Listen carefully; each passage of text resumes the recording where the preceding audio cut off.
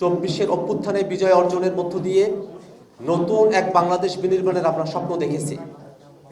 এমন এক বাংলাদেশ যে বাংলাদেশে আর পুরনো ফেসিবাদী কাঠামো ফিরে আসার সুযোগ পাবে না, বাংলাদেশে আর কোনো স্বৈরশাসন প্রতিষ্ঠিত হবে না, বাংলাদেশের মানুষেরা জবাবদিহিতাপূর্ণভাবে একটি গণতান্ত্রিক ব্যবস্থার মধ্য দিয়ে নিজেদের সামনের ভবিষ্যৎ বিনির্মাণ করবে।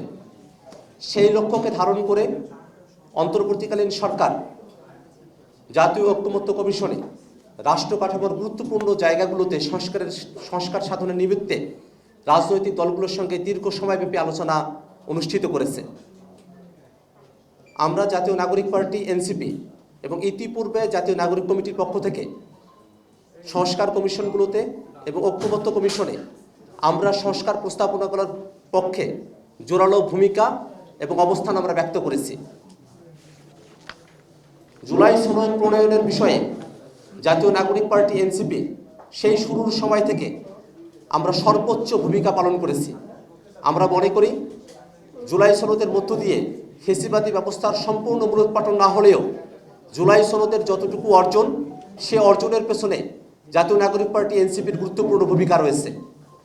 আমরা যখন জুলাই সনদের বিষয় নিয়ে ঐক্যমত্য কমিশনে দীর্ঘ সময়ব্যাপী আলোচনা করেছি, সেই আলোচনা যখন একেবারে শেষ দিকে চলে এসেছিল, সেই সময়টাতে জুলাই সনদের আইনি ভিত্তি দেওয়ার ব্যাপারটা নিয়ে এক ধরনের ধোঁয়াশা তৈরি হয়।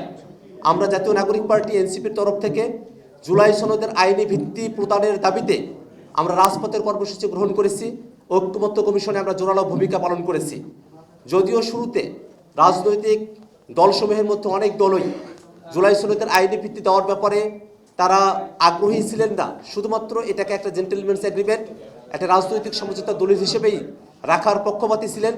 সেই প্রেক্ষাপটে ঐক্যমত্য কমিশনের শেষ পর্যায়ের আলোচনাতে জুলাই সনদের আইনি ভিত্তি দেওয়ার বিষয়ে রাজনৈতিক দলগুলোকে শেষ মুহূর্তে আমরা একমত হতে দেখেছি। যদিও রাজনৈতিক দলগুলো জুলাই সনদের আইনি ভিত্তি দেওয়ার ব্যাপারে একমত হয়েছে, একটি আদেশের মধ্য দিয়ে জুলাই সনদকে আইনি ভিত্তি দিয়ে গণভোট এবং সামনের পার্লামেন্টকে দার্শনিক ক্ষমতা প্রদান করার মধ্য দিয়ে সংবিধানের মৌলিক পরিবর্তনগুলোকে অন্তর্ভুক্ত করার ব্যাপারে আমরা একমত হলেও আমরা গতকাল জুলাই সনদ স্বাক্ষর অনুষ্ঠান আমরা অনুষ্ঠিত হতে দেখেছি। সেই অনুষ্ঠানে জুলাই সনদ বাস্তবায়নের এবং জুলাই সনদের আইনি ভিত্তির বিষয়টি একেবারেই অনির্লোক থেকে গেছে। এমন প্রেক্ষাপটে জুলাই সনদের আইনি ভিত্তি না দেওয়া এবং বাস্তবায়নের পথরেখা জনগণের কাছে স্বচ্ছ ধারণা উপস্থাপন না করায় জাতীয় নাগরিক পার্টি এনসিপি আমরা গতকালের জুলাই সনদ স্বাক্ষর অনুষ্ঠানে উপস্থিত হওয়া থেকে বিরত থেকেছি। সেই প্রেক্ষাপটেই আজকের সংবাদ সম্মেলনে আমরা কেন গতকালের জুলাই সনদ স্বাক্ষর অনুষ্ঠানে অনুপস্থিত থেকেছি, আমাদের দাবিগুলো কী ছিল এবং ভবিষ্যতের করণীয় বিষয়গুলো কি, সেই বিষয়টা জাতির কাছে পরিষ্কার করে তুলে ধরতেই আজকের আমরা প্রেস কনফারেন্সে উপস্থিত হয়েছি। এই মুহূর্তে আজকের প্রেস কনফারেন্সের লিখিত বক্তব্য আপনাদের কাছে উপস্থাপন করা হচ্ছে। প্রেস বিজ্ঞপ্তি। জুলাই সনদের আইনগত ভিত্তি ও বৈধতা নিশ্চিত না করে এবং বাস্তবায়ন প্রক্রিয়া সম্পর্কে জাতিকে স্বচ্ছ ধারণা না দিয়েই গতকাল জুলাই সনদ স্বাক্ষর অনুষ্ঠান আয়োজন করেছে অন্তর্বর্তীকালীন সরকার। জুলাই সনদের কোনো আইনি ভিত্তি প্রদান না করা, জুলাই সনদ বাস্তবায়ন আদেশের খসড়া প্রকাশ না করা এবং সনদ বাস্তবায়ন পদ্ধতির পূর্ণাঙ্গ রূপরেখা জাতির সাথে উন্মোচন না করায় স্রেফ আনুষ্ঠানিকতার জন্য গতকাল জুলাই সনদের স্বাক্ষর থেকে বিরত থেকেছে জাতীয় নাগরিক পার্টি। জাতীয় নাগরিক পার্টি এনসিপি প্রতিষ্ঠার দিন থেকেই ৭২-এর ফেসিবাদী বন্দোবস্তের বিলোপ ঘটিয়ে নতুন সাংবিধানিক অগ্রযাত্রায় সামিল হতে সরকার এবং সকল রাজনৈতিক দলকে আহ্বান জানিয়েছে। বিচার সংস্কারের অংশ হিসেবে জুলাই সনদ প্রণয়ন ও বাস্তবায়ন এবং গণপরিষদ নির্বাচনের দাবিতে সারা বাংলাদেশে এনসিপি জুলাই পদযাত্রা কর্মসূচি বাস্তবায়ন করেছে। রাজধানী থেকে তৃণমূল পর্যন্ত বাংলাদেশের জনগণ এই দাবিতে এনসিপিকে দৃঢ় সমর্থন দিয়েছে। একই সাথে জাতীয় ঐক্যমত্য কমিশনেও রাষ্ট্রের কাঠামোগত সংস্কার প্রক্রিয়াকে ত্বরান্বিত করতে জোরালো ভূমিকা পালন করেছি আমরা। কিন্তু আমরা দেখেছি জুলাই সনদ বাস্তবায়ন পদ্ধতি সম্পর্কে জাতিকে ধোঁয়াশায় রাখা হয়েছে। জুলাই সনদে এর আইনি ভিত্তি হিসেবে জুলাই সনদ বাস্তবায়ন আদেশের কথা উল্লেখিত হয় নাই। আমরা বলেছি অভ্যুত্থান পরবর্তী যে কোনো বন্দোবস্তের নৈতিক ও আইনি ভিত্তি হতে হবে জুলাই অভ্যুত্থানে প্রকাশিত জনগণের সার্বভৌম ও গাঠনিক ক্ষমতা। কিন্তু দুর্ভাগ্যের বিষয়, জুলাই সনদে জনগণের সার্বভৌম ও গাঠনিক ক্ষমতা সম্পর্কিত মৌলিক সত্যের কোনো উল্লেখ নাই। সনদ বাস্তবায়নের একটি প্রক্রিয়া হিসেবে সকল রাজনৈতিক দল গণভোটে সম্মত হলেও খোদ গণভোটের আইনি কাঠামো তথা জুলাই সনদ বাস্তবায়ন আদেশের কথা সনদে বিবৃত হয় নাই। অপরদিকে জুলাই সনদে রাজনৈতিক দলগুলো সংবিধানের এমন কিছু অনুচ্ছেদ পরিবর্তনের ব্যাপারে সম্মত হয়েছে যা বিদ্যমান সংবিধানের তথাকথিত বেসিক স্ট্রাকচারের আওতাভুক্ত।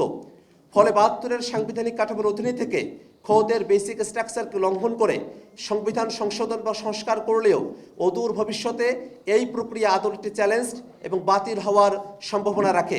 কাজে এই প্রক্রিয়ায় জুলাই সনদ পাশ হলে এটি জনগণের সাথে একটি সাংবিধানিক প্রতারণা বই কিছুই হবে না। এ কারণেই আমরা গণভোটের পূর্বে জনগণের সার্বভৌম ইচ্ছার বহিঃপ্রকাশ হিসেবে সরকার প্রধান ডক্টর মোহাম্মদ ইউনূস কর্তৃক জুলাই সনদ বাস্তবায়ন আদেশ জারির কথা বলেছি, যে আদেশের খসড়াতে এর আইনি ভিত্তি ও বৈধতা এবং জুলাই অভ্যুত্থানের কথা স্পষ্ট উল্লেখ থাকবে।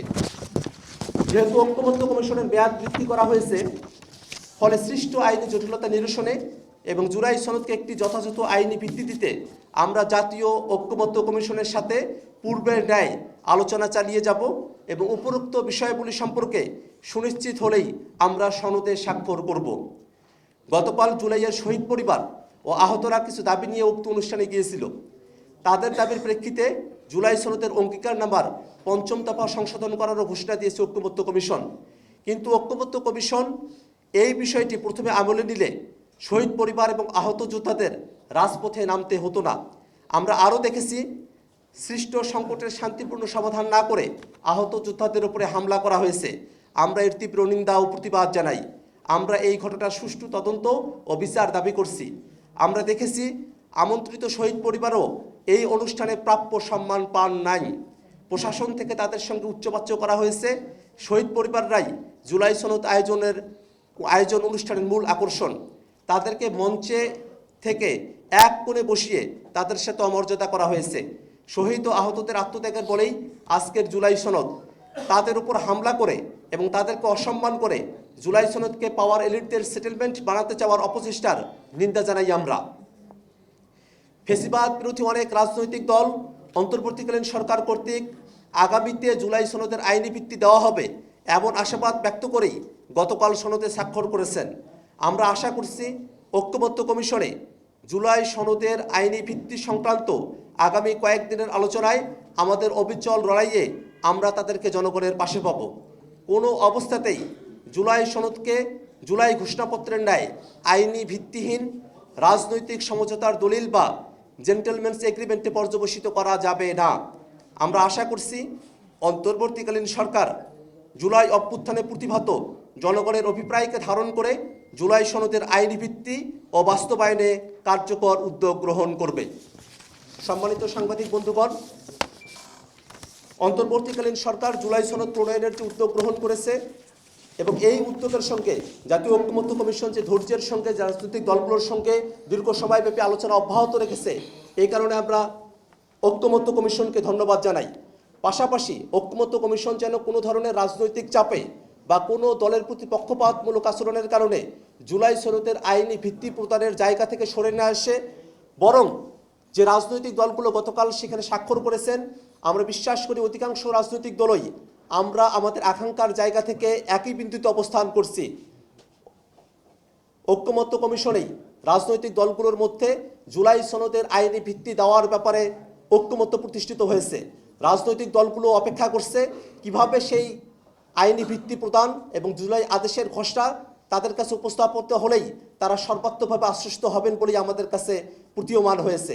এমত অবস্থায় আমরা সরকারের কাছে দাবি জানাই, অবিলম্বে জুলাই সনদের আইনি ভিত্তি প্রদান করতে জুলাই সনদ বাস্তবায়ন আদেশের খসড়া জাতির কাছে উপস্থাপন করতে হবে। জুলাই সনদ বাস্তবায়নের সময়টাতে যে গণভোটের ব্যাপারটি বিবৃত হয়েছে, সেই গণভোটের প্রশ্ন, ধরন, দিনক্ষণ জাতির কাছে পরিষ্কার করতে হবে। একই সাথে এই জুলাই সনদ সেটা যে জনগণের সার্বভৌম অভিপ্রায়ের অংশ হিসাবে মানুষের অভ্যুত্থানে অংশগ্রহণ করার সময়কালে যে সার্বভৌম অভিপ্রায়ের বহিঃপ্রকাশ ঘটিয়েছে তারই অংশ হিসেবে এটা প্রণীত হবে, সেটা আমাদের কাছে পরিষ্কার করতে হবে।